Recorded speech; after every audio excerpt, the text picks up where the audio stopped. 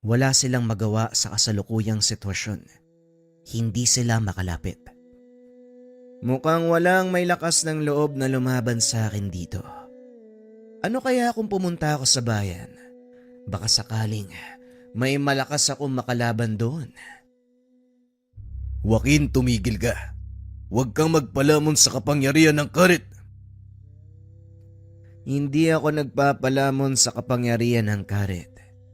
Ginagawa ko lang ang kagustuhan nito at kung ano ang talagang gamit ng karet na ito.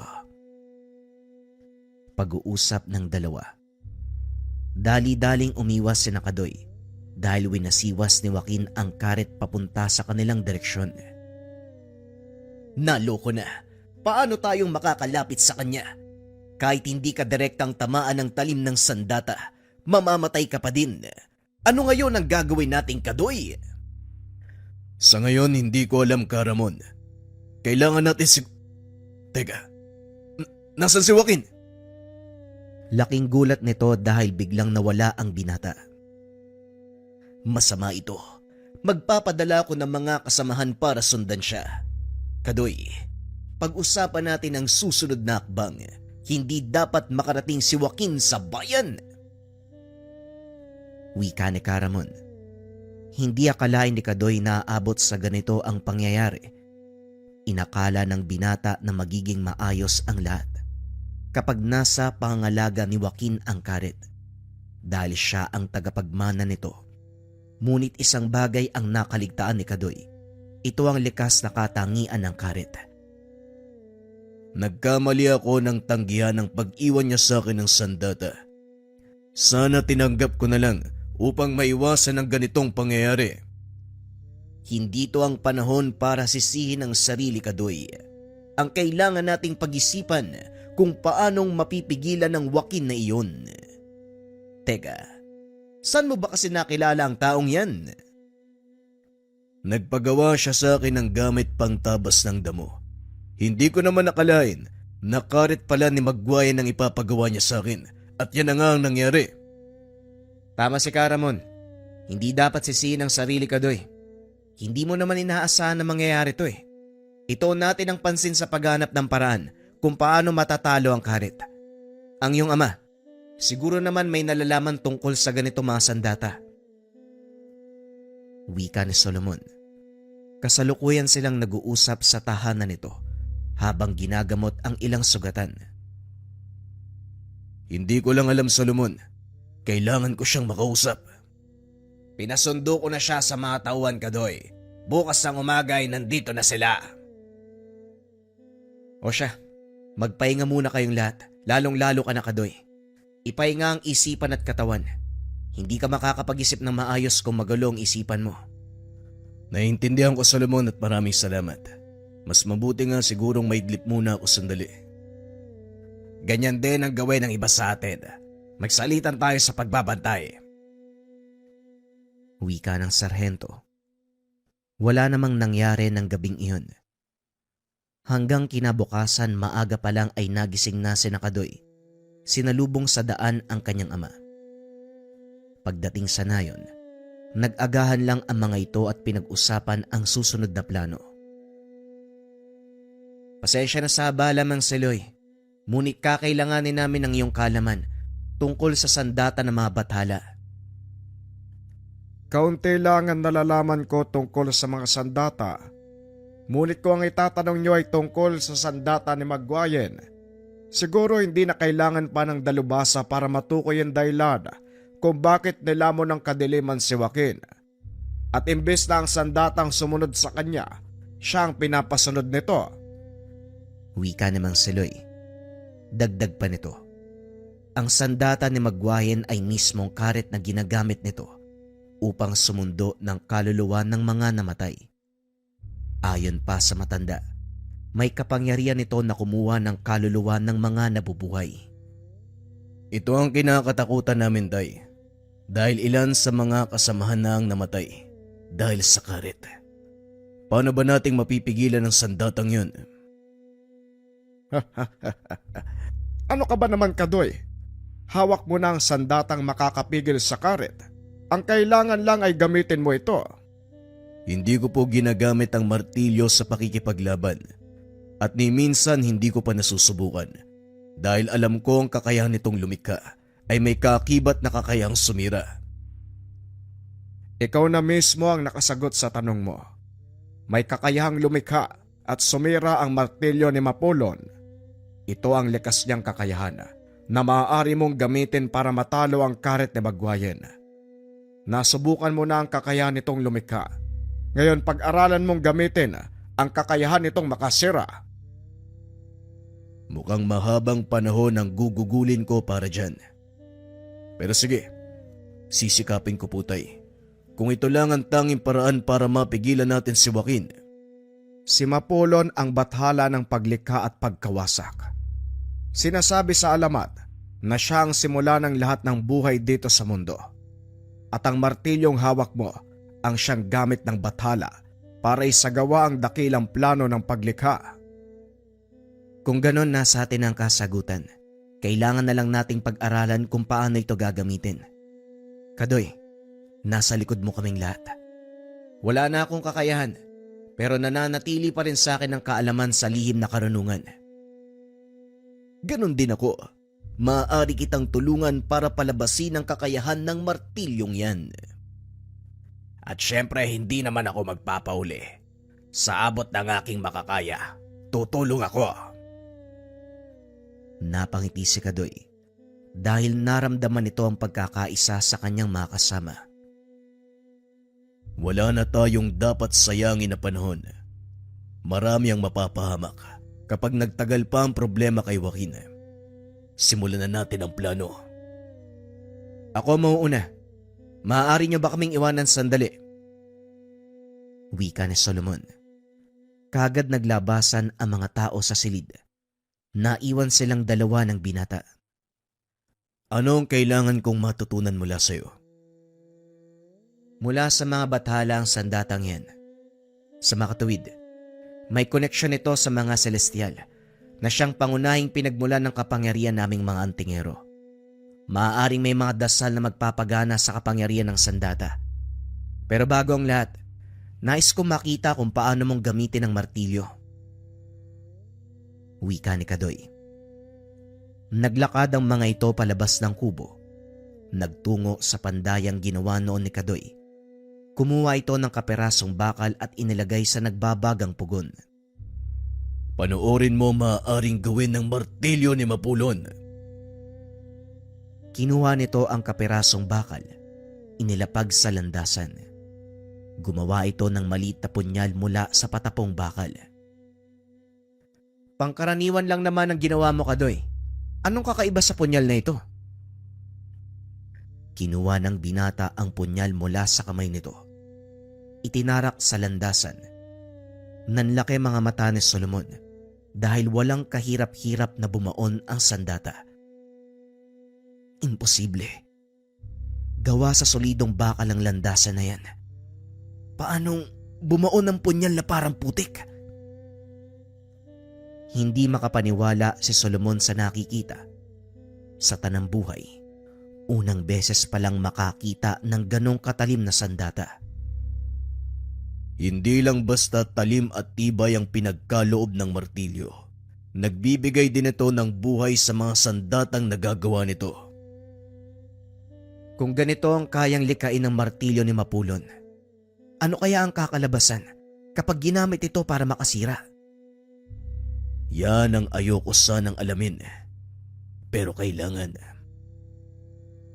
Pag-uusap ng dalawa. Sinimulan ni Solomon ang pagtuturo tungkol sa mga dasal. Kaso nga lang wala sa mga ito ang nakapagpagana ng sandata ni Kadoy. Ikinalulungkot ko, Kadoy. Mukhang hindi ako makakatulong. Huwag kang mag-alala. Alam kong ginawa mo ang lahat. Maraming salamat. May natutunan akong bago. Magagamit ko ang mga aral na ito sa tamang panahon. Wika ni Kadoy. Matapos ay nagpunta ito kay Caramon.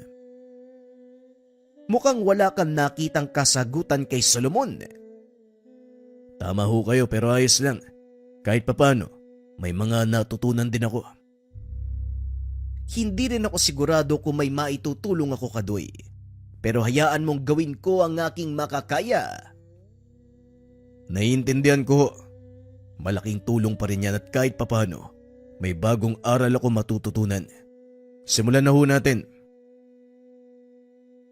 Hindi na nagsalita ang matanda. Bigla itong sumugod, bagay na ikinagulat ng binata. Ginamit nitong panangga ang kanyang martilyo. Naputol ang itak ni Caramon. Nakita mo ba kung ano ang nangyari sa itak ko, Kadoy? Naputol po ang talim ng itak. At hindi lang basta naputol. Nadurog pa ito. Ipinapaiwatig lang ng pangyayari na anumang bagay na nilikha gamit ang martilyong iyan ay kaya din itong sirain.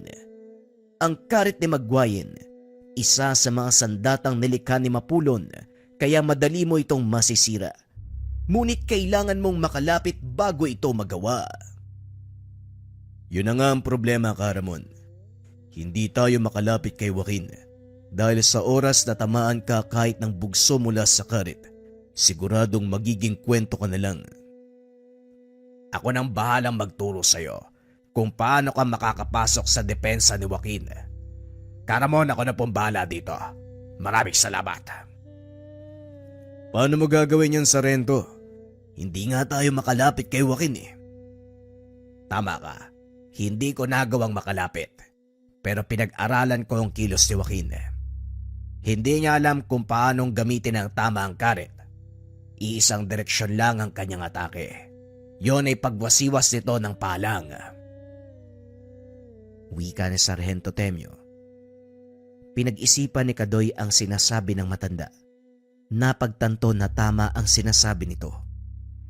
Bagaman kontrolado ng karet ang isipan ni Joaquin, nasanay naman ang katawan nito sa pagtatabas ng damo. Oo nga no. Tama ho kayo. Hindi ko siya nakitang magbago ng direksyon sa pag-atake. Pero anong kinalaman nun, Sargento? Sa oras na umatake si Joaquin, ang tanging sentro ng kanyang depensa ay pangtaas na bahagi ng katawan. Hindi nito napoprotektahan ng kanyang mga binti na malaki niyang kahinaan. Sa oras na mapinsala mo si Joaquin, maaaring mawala ang atensyon niya at tuluyang mabitawan ng karet. Yon ang kaisa-isa mong pagkakataon para agawin at sirain yon. Ngayon, para lubusan mong maunawaan, hayaan mong ipakita ko sa iyo ang ibig kong sabihin. Kumuha ito ng pangkaraniwang karet na pangtabas ng damo. Winasiwas ng pahalang na parang naggagapas. Tama. Maaari akong umatake sa bandang paanan ni Joaquin. Tama ka, Kadoy. Pero kailangan ng perpektong pagkakataon para gawin yon. Isang pagkakamali lang, siguradong mamamatay ka. Alam ko po, Sargento. Maraming salamat. Kahit papano nabubuhayan ako ng pag-asa. May paraan para talunin si Joaquin at tuluyang pigilan ng karet. Pag-uusap ng dalawa. Matapos ay pinunta ni Kadoy ang ilan sa kanilang mga kasama at sinabing maganda. Dahil sisimulan nila ang pagtugis kay Joaquin. Sumakto naman ang pagdating ng mga tauhan ni Sargento Temyo na nagmamanman. Nagawa ng matukoy na mga tauhan ko ang kinaroroonan ni Joaquin. Kailangan na nating bilisan, Kadoy, bago pa masira ng taong yon ang baryo. Wika ng Sargento. Dali-daling nag-ayos ng kagamitan sina Kadoy. Pinuntahan ang kinaroroonan ni Joaquin. Hindi naman ito kalayuan sa kanilang kinaroroonan, kaya mabilis na narating ang lugar. Sa bungad pa lang ng baryo, dinig na ang sigawan ng mga tao. May ilang ding nagtatakbuhan palayo sa lugar. Dali-daling tumakbo si Kadoy papasok sa lugar at dito nakita ng binata ang pinsalang nagawa ni Joaquin. Mabaging langit. Anong nagawa mo, Joaquin? Nagkalat sa paligid ang bangkay at ang mga sirang bahay. Biglang nakaramdam ng matinding galit si Kadoy, lalo pa nang makita ang mga bata at matanda na wala ng buhay. Dali-dali itong tumakbo papunta sa pinakaloob ng baryo. Hinanap si Joaquin. Nakarinig ng malakas sa sigaw ang binata, kaya sinundan niya ito at doon ay nakita ang hinahanap. Joaquin, itigil mo na ang ginagawa mo. Malaki na ang pinsalang naganap. Gumising ka! Huminto si Joaquin at nilingon ng binata. Manong Kadoy, nandito ka na pala. Tignan mo, naisa sa katuparan ko na ang tungkulin ko bilang taga-sundo ng mga kaluluwa. Nililinis ko na ang mundo. Bakit mo ako pinipigilan? Hindi ba ito naman ang nais ng mga bathala? Hindi ito ang gustong mangyari ng may likas sa mundo at lalong hindi ikaw ang magsasagawa nun. Kaya bitawan mo ang karet. Itigil mo to!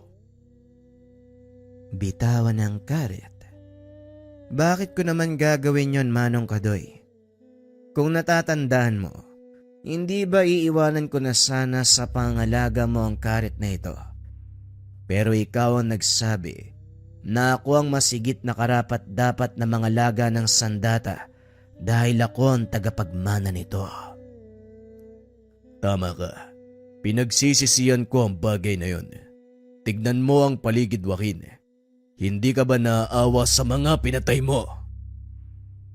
Naaawa? Bakit naman ako maaawa sa kanila? Ito ang kagustuhan ng mga bathala, ang maging malinis ang mundo. Isinasagawa ko lang ang tungkulin ko, Manong, kaya wala akong pinagsisisihan. Dito napagtanto ni Kadoy na hindi karet ang may kagagawa ng lahat, kundi mismong si Joaquin. Kung ganon, nilinlang mo ko simula pa lang. Masyado kang mabait.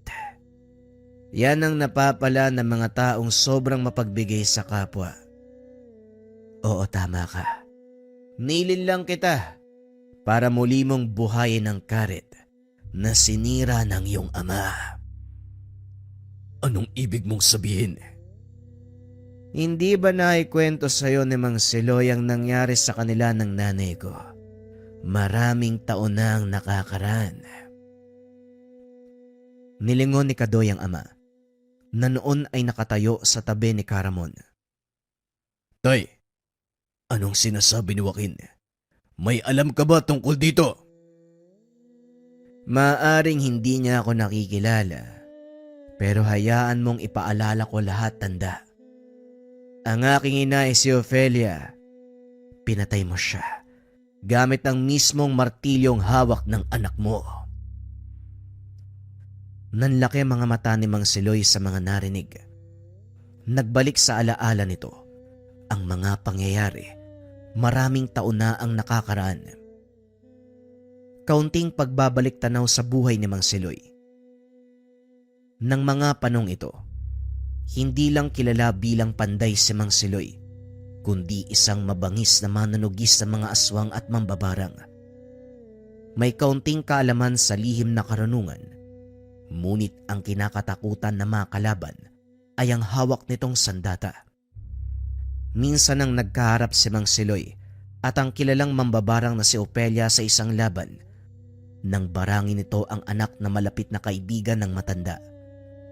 Halos ikamatay ito ng dalaga, kaya naman gano'n na lang ang galit ni Mang Siloy. Nagpa siya itong tugisin ang ina ni Joaquin. Sa tulong ng mga manggagamot, natunto ni Mang Siloy ang kinaroroonan nito. Ofelia, ayokong humantong sa hindi ka nais-nais na tagpo ang pagharap natin. Kaya pakiusap, tanggalin mo ang sumpa sa anak ni Juan. Bakit ko naman gagawin yon, Siloy? Ano bang punot dulo ng pangyayaring ito? Ano man ang dahilan, hindi yun sapat para gamitin mo ang kapangyarihan ng barang para parusahan ng dalaga. Hindi mo naiintindihan ang nararamdaman ng isang ina. Masakit para sa akin ang makitang umiiyak ang anak ko dahil sa pangloloko ng anak ng kaibigan mo. Alam ko ang nangyari at nauunawaan ko ang galit mo, Ofelia. Ngunit alam mo na hindi ito ang solusyon. Nadala ka ng galit at pagdanais na makapagiganti. Nararapat lang sa kanila ang ginawa ko. Tinuruan ko lang ng leksyon ng anak na dalaga ni Juan. Harap-harapan niyang niloko ang anak ko si Loy. Pero sa kabila ng ginawa niya, alang-alang sa'yo, tatanggalin ko ang sumpa. Maraming salamat, Ophelia. Pangako gagawin ko ang abot ng aking makakaya para masolusyonan ang lahat ng ito. Maayos na sana ang lahat. Ngunit nang paalis na si Mang Siloy, narinig nito ang malakas sa sigaw ni Ophelia. Dali-daling pumasok sa tahanan ng matanda. Nakitang nakabigti sa kanilang sala ang panganay na anak nito. Mabaging langit. Ophelia, kumuha ka ng upuan. Nagawa nitong ibaba ang binata. Kaso nga lang hindi na nailigtas ang buhay. Wala na ang panganay kong anak si Loy. Gawa ito ng kaibigan mo. Kaya pasensya na lang tayo. Kapag gumadlang ka pa sa plano ko, ituturing kitang kalaban. Wika ni Ophelia. Tumayo si Mang Siloy. Naglakad palabas ng tahanan. Nakita nito ang nakababatang anak ng kaibigan. Nakatayo sa pintuan habang pinagmamasdan ang kanyang ina at kapatid. Napailing na lang si Mang Siloy dahil sa mga nangyayari. Hindi nito inasahan na ganon ang kakalabasan ng ginawa ng anak ni Mang Juan. Ilang araw ang lumipas. Dinala sa simbahan ang bangkay ng anak ni Ophelia para bindisyonan. Kaso nga lang ayaw itong tanggapin dahil ang ikinamatay nito ay pagpapatiwakal. Bagay na lalong ikinagalit ni Ophelia.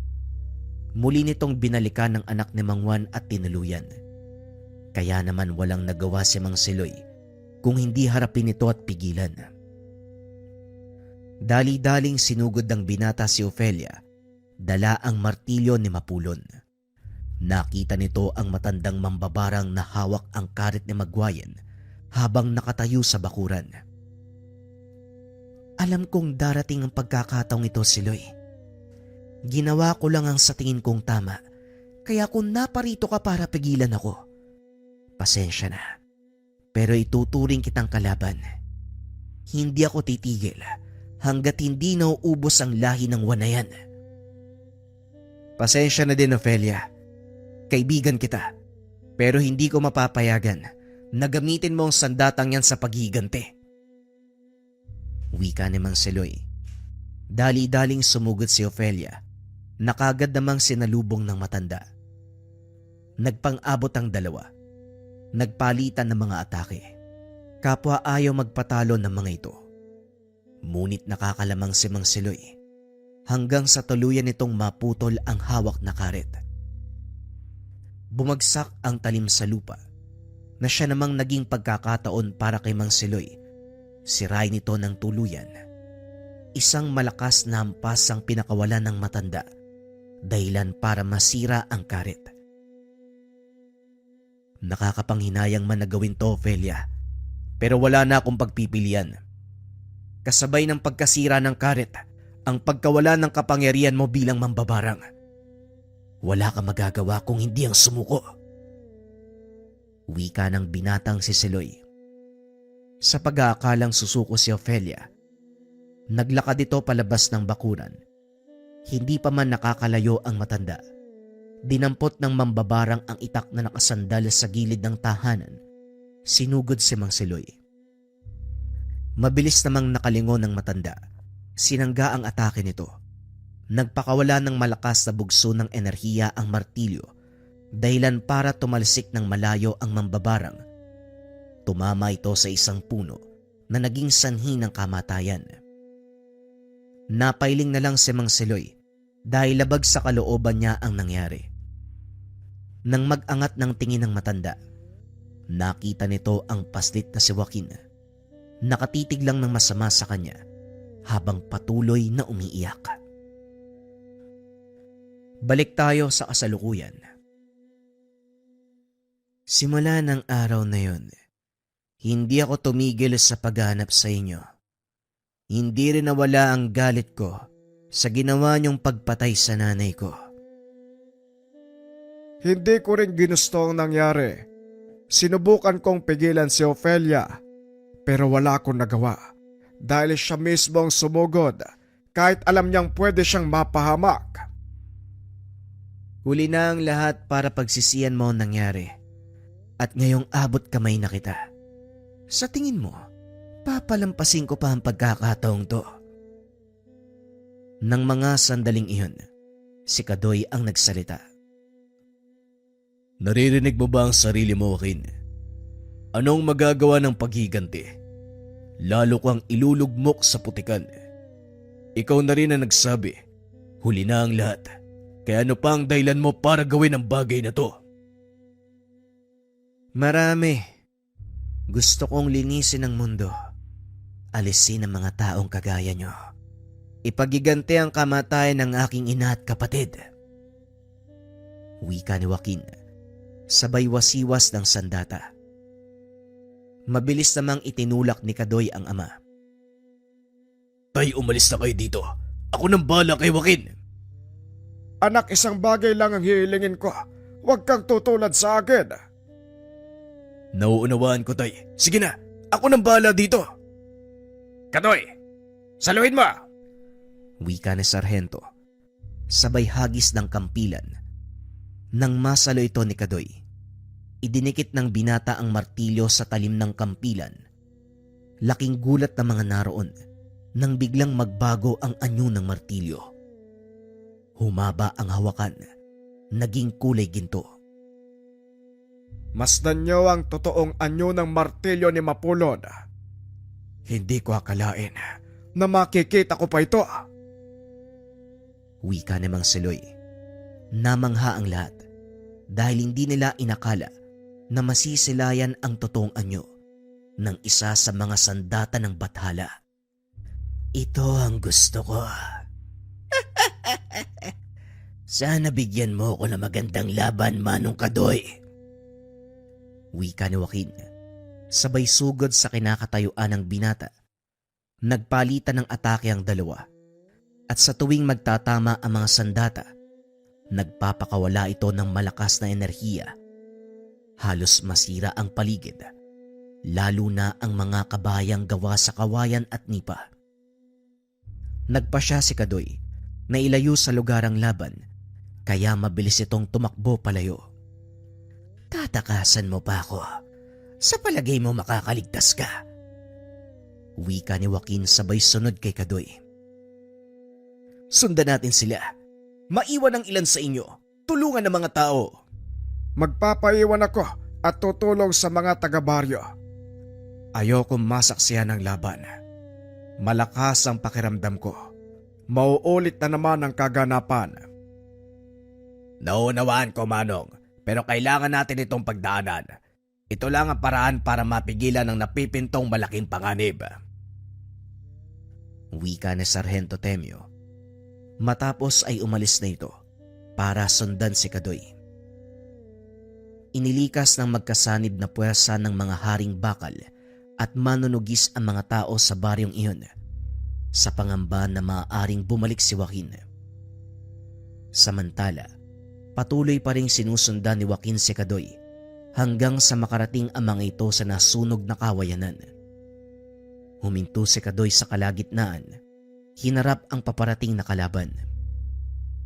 Natatandaan mo pa ba ang lugar na ito, Joaquin? Alam mo, ngayon ko lang napagtanto. Magaling kang manlinlang, lalo na ng mga sandali na pinalong mo ang apoy gamit ang karit. Kaya ako nga nasabing madali kang maloko dahil dito. Ako rin ang may gawa ng apoy na yon para masubukan ang taglay na kakayahan ng hawak mong sandata. Aminin ko natatakot ako sa lakas niyan. Pero yon ang hinahanap ko. Sa oras na matalo kita, kukunin ko ang hawak mong sandata. Malabong mangyari ang sinasabi mo, Joaquin. Alam mo bang nagpipigil lang ako kanina? Marami kasing madadamay eh. Ngayon mararamdaman mo ang buong lakas ng hawak kong sandata. Wika ni Kadoy, sabay hampas ng martilyo sa lupa. Bigla itong nabitak. Naglitawan ang matutulis na bato. Taglay ng sandatang hawak ni Kadoy ang elemento ng lupa, kaya nagagawa nitong manipulahin ang mga puno at malalaking bato. Mabilis namang nakaiwas si Joaquin. Gumante ng atake, ngunit winawasiwas lang ni Kadoy ang martilyo. Tumalbog lang ang atake ng kalaban. Sumugod papunta kay Joaquin ang binata. Nagpalitan ang mga ito ng atake. Kapwa ayaw magpatalo. Ang isa ay punong-puno ng paghiganti. Samantalang ang isa naman, puno ng determinasyon, pigilan ang napipintong panganib. Alam mo, Manong Kadoy, isang bagay lang ang pinagtataka ko. Parehong-pareho kayo ng iyong ama. Bakit gustong-gusto niyong ialay ang mga buhay niyo para sa ibang tao? Ano ba ang pakinabang nila sa inyo? Hindi kailangan na meron kang pakinabang sa isang tao para tumulong, Joaquin. Ando na tayo sa katotohanan na hindi tayo mabubuhay na nag-iisa. Ngunit hindi yung dahilan para mag-antay ng kapalit. Lahat ng nagagawa natin ay para sa kapwa. Muling wika ni Kadoy. Nagpakaula siya ng atake. Kahit pa mamatay ka. Nakakalokong isipin. Pero ako kailanman, hindi ako gagawa ng kahit ano para sa aking kapwa. Lalo pa kung wala akong papakinabangan mula sa kanila. Wika ni Joaquin habang sinasangga ang mga atake ni Kadoy. Ugali ng isang makasarili ang meron ka, Joaquin. Kaya kahit matalo mo man ako, makuha ang sandatang hawak ko, hindi pa rin mapapasayo ang kapangyarihan ng paglikha at pagwasak dahil hindi ka karapat-dapat. Wika ni Kadoy. Laking gulat ni Joaquin dahil biglang pinaluputan ng malaking baging ang kanyang mga kamay at paa. Sa tingin mo, mapipigilan mo ko gamit ang mga baging na ito? Wika ni Joaquin. Binitawan nito ang sandata at nang dumikit sa lupa ang talim ng karit, biglang natunaw ang mga baging. Muling sumugod si Kadoy. Isang malakas na hampas ng martilyo ang binagsak nito kay Joaquin. Ngunit nagawa lang itong sanggain ng binata. Yan lang ba ang kaya mong gawin? O baka naman pinipigilan mo lang ang iyong sarili? Pasensya ka na, pero wala akong intensyon na patayin ka. Yan ang malaki mong pagkakamali. Dahil ako, kanina pa nang gigigil na pugutan ka ng ulo at ipakain sa karit na ito ang iyong kaluluwa. Itinulak ni Kadoy si Joaquin. Tumalon palayo dahil biglang nagbago ng anyo ang karit. Mula sa kulay puti nitong talim, naging itim at bagyang humaba. Lumalabas din mula sa talim ang kulay itim na enerhiya, unti-unting bumabalot sa paligid. Hindi mo ba naririnig ang sigaw ng mga kaluluwang nakakulong sa karet na ito? Ang sarap pakinggan ng kanilang mga iyak at pagmamakaawa. Wala kang puso, Joaquin. Paano mong naaatim na gamitin ang isang banal na sandata para sa pansariling kapakanan? Pansariling kapakanan. Isinasakatuparan ko lang ang matagal ng gusto ng mga bathala. Maging malinis ang mundong ito. Ngayon, nasa ng pagiging makasarili sa bagay na yon, Kadoy? Hindi to ang kagustuhan ng mga bathala, Joaquin. Kaya gumising ka na. Pag-uusap ng dalawa. Muling sumugod si Kadoy. Patuloy na nagpalitan ng atake ang dalawa. Biglang natigilan ng binata dahil napansin ito na sa bawat pagwasiwas ng karit, may mga kumakawalang nilalang. Anong ginawa mo, Joaquin? Ngayon mo palang napansin. Simple lang. Pinakawalan ko sa mundo ang ilang nilalang na tutulong para linisin ito. Masyado akong abala sa pakikipaglaro. Walang yaka. Talagang inuubos mo ang pasensya ko. Tumalon palayo si Kadoy upang kumuha ng buwelo. Muling sumugod ang binata at sa pagkakataong iyon, ginamit nito ang nakatagong kakayahan ng martilyo ni Mapulon. Pasensya na po kayo, Tay. Pero mukhang hindi ko na matutupad ang pangako na hindi mapatay si Joaquin.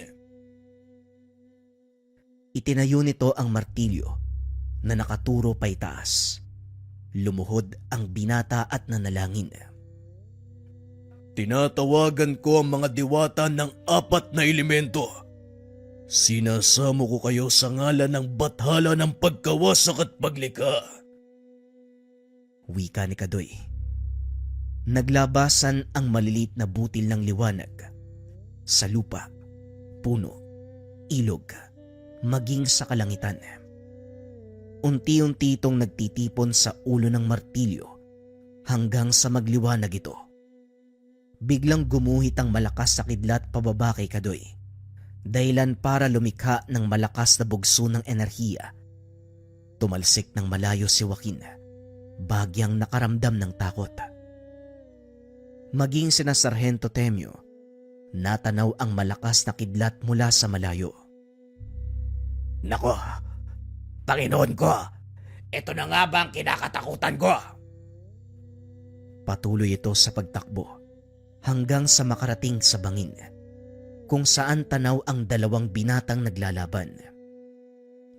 Nakita nito na nakapaikot kay Kadoy ang maliit na bola ng liwanag. Sa pagitan ng mga bola, kumikislap ang malakas na boltahe ng kuryente. Ayoko sanang gamitin ito sa Joaquin.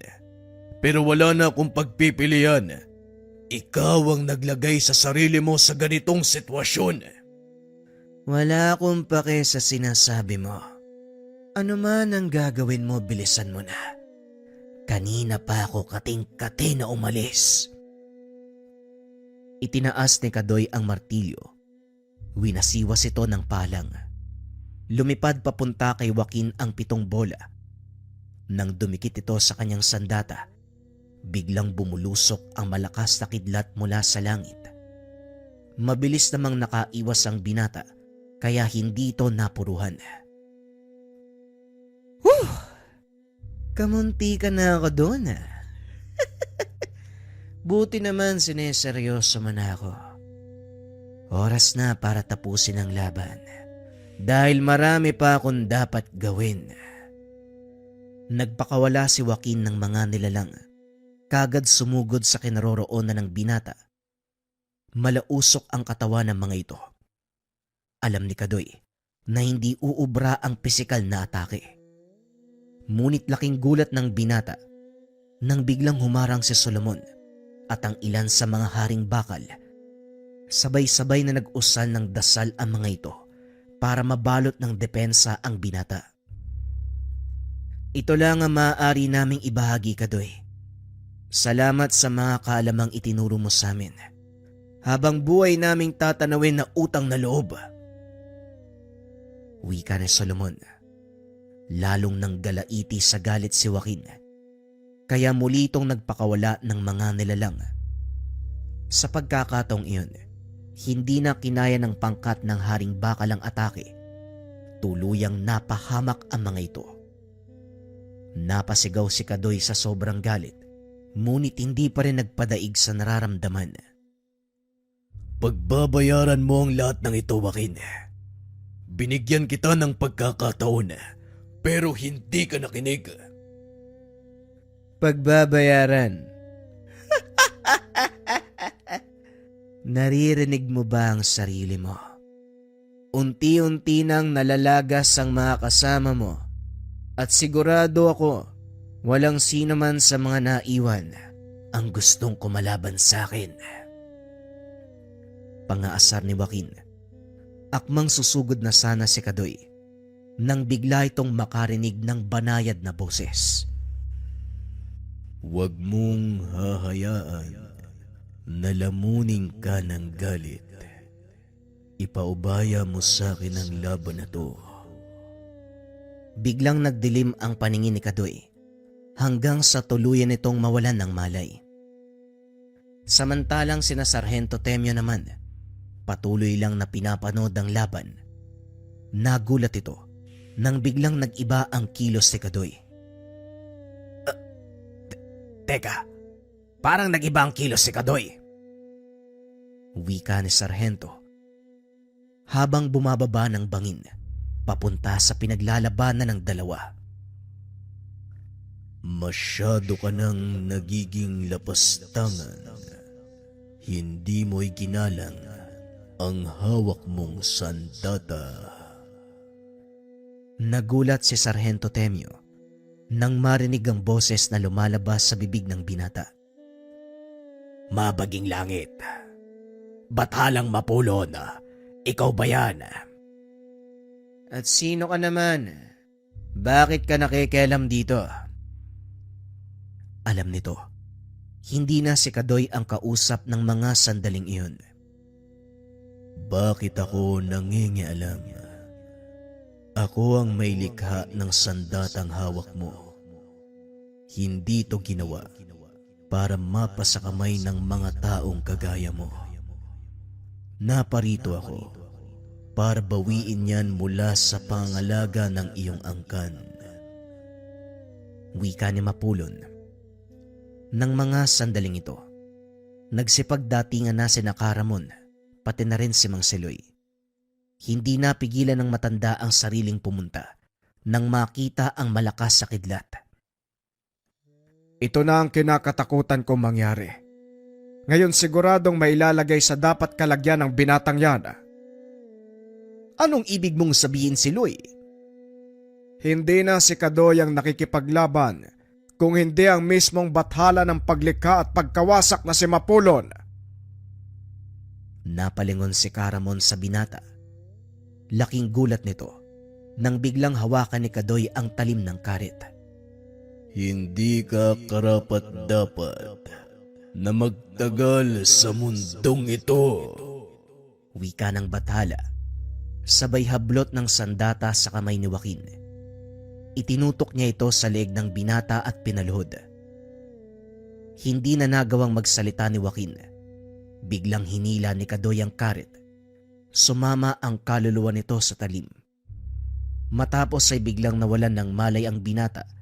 Naglaho ang karet sa kanyang kamay. Nilapitan ni Mang Siloy ang binata. Inalalayang makatayo. Kadoy! Kadoy, gumising ka! Wika ni Mang Siloy. Nang magmulat ang binata, nagulat ito nang makitang nakahandusay sa lupa si Joaquin. Anong nangyari? Sinong tumalo kay Joaquin? Hindi ka maniniwala, pero si Mapulon ang kusang bumaba para kunin ang karet ni Magwayen. Sinasabi ko na nga ba? Siya nga ang boses na narinig ko. Kasalanan din to ni Joaquin. Hindi siya nakinig. Matapos ang kaganapang iyon, inayos nila ang bangkay ni Joaquin para bigyan ng desenteng libing. Para kay Mang Siloy, anak pa din ito ng kaibigang si Ofelia. Hindi makapaniwala ang lahat na hahantong sa ganong tagpo. Ilang araw ang nakalipas. Unti-unting bumalik ang lahat sa dati. Tumulong si Kadoy sa pag-aayos ng mga nasirang kabuhayan ng mga tao. Nagpatuloy din si Kadoy sa kanyang ginagawa. Naging laganap ang husay nito sa kanilang lugar. Hindi lang sa paggawa ng mga sandata, kundi maging sa kagamitang pangsaka. Maliban sa pagiging panday, isinabuhay din ito ang mga tinuro ni Solomon, hanggang sa hindi na malaya ng binata na unti-unti na itong nagiging manggagamot. Tignan mo nga naman. Sino mag-aakala maging ang sira ng tao kukumpunain mo? Pero masaya ko para sa'yo. Pinili mo ang daang ito. Ako din po, tay. Sino ba mag-aakala? Malalapit ako sa mundo ng lihim na karunungan. Utang ko ang kalaman na ito sa mga haring bakal. Habang nagpapahinga, isa-isang lumalapit ang mga tao sa kanya para magbigay ng mga alay, buhay na manok, gulay, prutas, at kung ano pa ang makakayanan. Sa kabila ng pagiging abala, hindi pa rin inalis ni Kadoy ang pagiging panday. Marami pa rin ang nagpapagawa sa kanya. Karamihan sa mga ito ay magsasaka. Ngunit hindi lang dito nagtapos ang pakikipaglaban ni Kadoy. May mga taong naghahangad na makuha ang martilyo. Isa na nga dito ang mambabarang na Siner. Pumunta ito sa kanyang pandayan para magpagawa. Ngunit dahil sa may kaalaman na si Kadoy sa lihim na karunungan, kagad niyang naramdaman ang kakaibang presensya. Gandang umaga sa'yo. Nais ko sana ipagawa ang aking pangararo. Walang problema. Pero sigurado ka ba, ito lang ang sadya mo sa akin? Malakas ang pangamoy mo. Gusto ko sanang kunin ang sandatang hawak mo, pero parang mabibigo ako. Siguro kung noon ka pumunta, hindi ko malalaman na isa ka mambabarang. Pero hanga din ako sa tapang mo, ha? Ngayong kilala na kita, maaari ko bang malaman ko noong dahilan mo kung bakit mong gusto makuha ang martilyo? Ang martilyong niyan ay pagmamay-ari ng bathala ng paglikha at pagkawasak. Ito ay mainam na pagkunan ng lakas para sa aming mga mambabarang. Huwag kang mag-alala dahil iba ako sa mga mambabarang na kilala mo. Kung ganun, maaari bang malaman ang pangalan mo? Hener ang pangalan ko. Ang kakayahan ko sa pambabarang, ginagamit ko para makatulong sa iba. Ginagamit sa kabutihan, gaya ng ano? Patuloy pa rin ito sa paggawa habang nakikipag-usap. Ang pambabarang, hindi lang ginagamit sa pamiminsala. May kakayahang makagamot at malungkot mang sabihin, pero unti-unti nang nauubos ang aming kapangyarihan at kailangan namin ng martilyo para may pagkunan kami ng lakas. Napahinto sa pagtatrabaho si Kadoy. Naupo sa harapan ng lalaki. Hindi rin naman siguro lingid sa kaalaman mo. Hindi ko pwedeng ipagkatiwala sa iba o ibigay kahit kanino man ang sandata. Kaya pasensya na. Pero gagawin ko ang lahat para hindi mo ito makuha sa akin. Huwag kang mag-alala. Wala akong balak na kunin sa pangalaga mong martilyo. Sa halip makikiusap ako sa'yo. Tulungan mo kaming makabangon. Paanong tulong ang magagawa ko sa inyo? Isa kong hamak na panday. Hindi ako magpupunta sa lugar na to nang walang sapat na kaalaman tungkol sa'yo. Kaya nakikiusap ako dahil ikaw lang ang pag-asa ng aming samahan. Alam kong hangad mo din ang ikabubuti ng nakararami, kaya nagbakasakali akong lumapit sa'yo. Hindi ko alam kung paano ako makakatulong, pero sige, susubukan ko. Maraming salamat kaibigan. Kung hindi mo mamasamain, isasama ko ang mga natira sa amin pagbalik dito. Kung yan ang gusto mo, nandito lang ako sa pandayan. Matapos makuha ang pagpayag ng binata, umalis na si Hener. Ilang linggo ang nakalipas bago ito bumalik. Nagulat si Kadoy nang makitang ilang katao ang kasama nito. Ipagpaumanhin mo kaibigan ha. Napadami yung sumama sa akin eh. Lahat sila namamangha sa kakayahan mo. Gusto kong makita ng personal. Ayos lang. Malawak ang aming bakuran. Maaari kayo magtayo ng maliit na kubol at pansamantalang manatili kung gusto nyo. Maraming salamat, hayaan mo. Makakabawi din kami sa kabutihan mo. Nang mga sandaling iyon, kinausap ni Kadoy ang mga kasama nito. Nakaisip ang binata ng isang paraan para maibalik ang nawawalang kakayahan ng mga mambabarang. Gumawa ang binata ng punyal para sa mga ito. Isinali ni Kadoy ang bahagi ng kapangyarihan ng martilyo upang makatulong sa kanila. Gamitin nyo ang mga punyal para sa ikabubuti ng mas nakararami. Malaking tulong ang ginawa mo kaibigan. Hindi ko inakala na aabot tayo sa ganito. Maliit na bagay kung ikukumpara sa maaari niyong may tulong. Ito lang ang maaari kong gawin upang umalalay sa inyong pangangailangan sa pagtulong sa iba. Nanatili ang mga mambabarang sa kanyang bakuran. Sa mga panahong naroon sila, maraming natulungan. Nagkalat ang mga ito sa buong paligid. Madalas bumibisita ang mga mambabarang kay Kadoy para magdala ng alay bilang pasasalamat. Sa paglipas ng mga taon, nagkaroon ng sariling pamilya si Kadoy. Pinamana ang lahat ng kaalaman sa anak. Buong puso itong tinanggap. Pinaglinang ang kaalaman. Habang tumatagal, lalong nakikilala ang pandayan ni Kadoy. Ipinalaganap din ng kanyang mga anak ang kanilang magawa sa pamamagitan ng pagtatayo ng mga pandayan sa lugar kung saan man sila mapadpad. Nagkaroon ng 5 anak si Kadoy. Karamihan sa kanila napadpad sa bahagi ng Luzon. Kagaya niya, nakilala din ng tao ang kanilang magawa. Naging moderno man ang panahon, ngunit hindi pa rin nawala ang kalidad ng kanilang magawa. Nanatili sa tradisyonal na pamamaraan ang pamilya ni Kadoy. Dahil mas gamay nila ang prosesong ito, mas pulido, na nagagawa ang bawat detalye, lalo na ang mga patalim. Sa katunayan, ang ilan sa mga ito ay nagamit pa sa mga kilalang pelikula dito sa bansa, maging sa ibang bahagi ng mundo. Halos walang nakakaalam ng totoong kwento ni Kadoy at ng kanyang magawa. Ngunit makikita ito sa bawat kutsilyo, itak, espadang ginawa ng bagong henerasyon na nagmula sa kanya. Pinanatili ng mga ito ang tradisyon ng paggawa ni Kadoy, kaya kinilala ang pamilya bilang pinakamahusay na panday sa buong probinsya at sa buong bansa.